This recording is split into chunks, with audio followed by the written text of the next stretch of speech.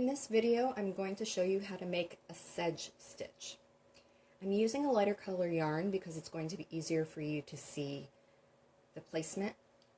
I'm also using a 5.5 millimeter needle in this example.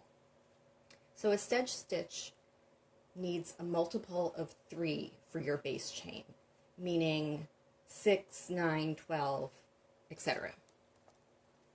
I've already created the slip knot, so I'm going to place my hook into the slip knot, position my fingers, and I'm going to make 12 chains.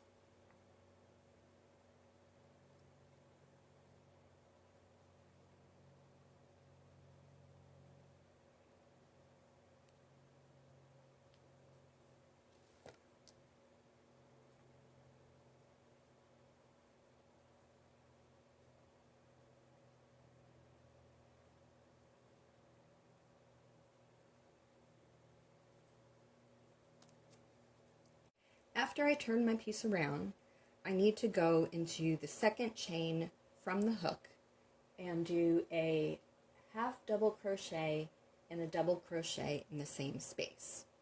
If you are questioning where the second hole is, just pull up on your yarn, and your yarn is coming out of this space right here, which means your next chain is this one, and the chain after that, which is the second chain from your hook, is this one right here.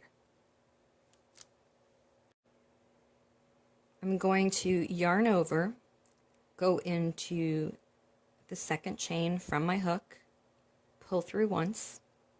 I have 3 loops on my hook, and then pull through all my loops for the half double crochet. Then I'm going to go back into that same space and do a full double crochet. So I'm going to yarn over, go back into the same space. I have 3 loops on my hook, go through the first loop, again go back, take my working yarn, pull through the next 2 loops, and take the working yarn again and pull through the remaining loops on your hook. Now I have the turning chain, which counts as your first single, the half double crochet, and your double crochet. Now I'm going to skip the next 2 chains, or the next 2 spaces, and go into the chain after that, and I'm going to do a single, a half double, and a double crochet in this space.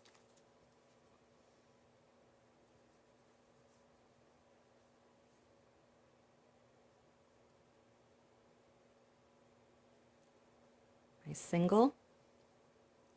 Now I'm going to yarn over, go into the same space, pull my working yarn through once. Now I'm going to pull my working yarn through all my loops.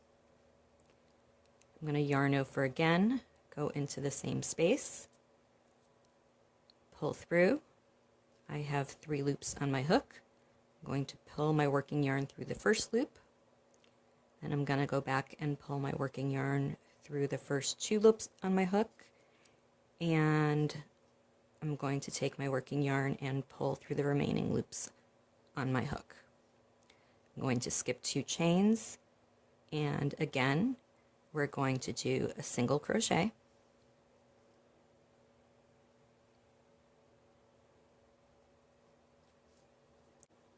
yarn over, go into that same space, take my working yarn and pull through. I have 3 loops on my hook. I'm going to take my working yarn and pull through all the loops to make my half double crochet. Yarn over once again, go back into that same space, pull through, and this is my double crochet. Go through my first loop, take my working yarn again, and go through the first 2 loops on my hook, and take my working yarn and go through the remaining loops on my hook. Skip 2 chains.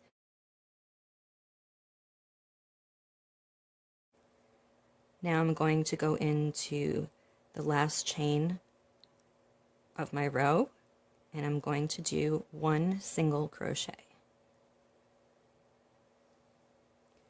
From here, I'm going to chain up 1 for my turning chain, turn my piece around. This turning chain counts as my first single crochet.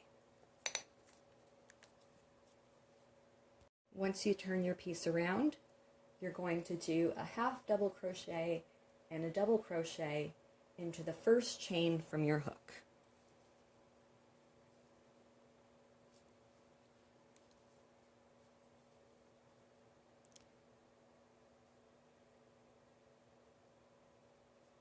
So I'm going to yarn over, go into the first chain from my hook, pull through. I have 3 loops on my hook. I'm going to pull through all of them to create my half double crochet. And then I'm going to go back into that same space, yarn over first, and do my double crochet.